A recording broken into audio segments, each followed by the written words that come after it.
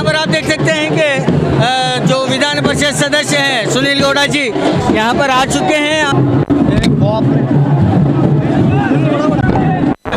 तो अभी भी जो है भारत जोड़ो जो रैली का एहतमाम किया गया था, तो हकीम चौक से इसका उद्घाटन हुआ है और विधान परिषद के सदस्य सुनील गौड़ा पाटिल जी जो इसका हरे झंडी दिखाकर इसका चालन किए हैं। आइए इन्हीं से जानते हैं।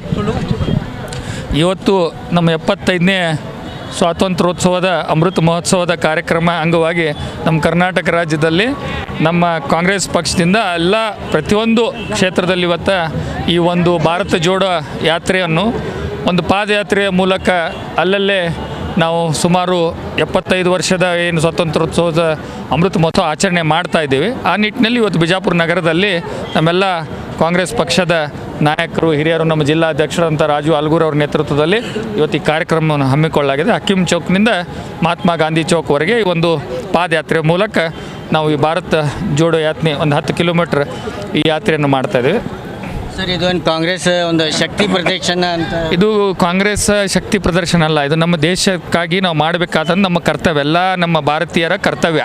ಆ ನಿಟ್ಟಿನಲ್ಲಿ ನಾವು ಮಾಡ್ತಾ ಇದ್ದೀವಿ। देख सकते हैं कि कांग्रेस की ओर से भारत जोड़ो जो यात्रा है तो ये हकीम चौक से इसका चालन किया सुनील गौड़ा पाटिल जी ने और ये जामिया मस्जिद क्रॉस करते हुए ये यहाँ तक पहुँच रहे हैं और बड़ी संख्या में कांग्रेस के कार्यकर्ता पदाधिकारी महिला कार्यकर्ता पदाधिकारी इसमें जुड़े हुए हैं।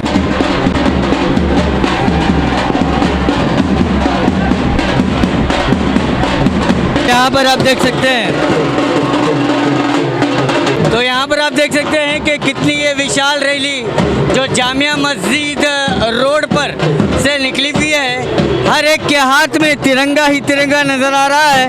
ये जो है भारत जोड़ो यात्रा जो कांग्रेस की ओर से की जा रही है।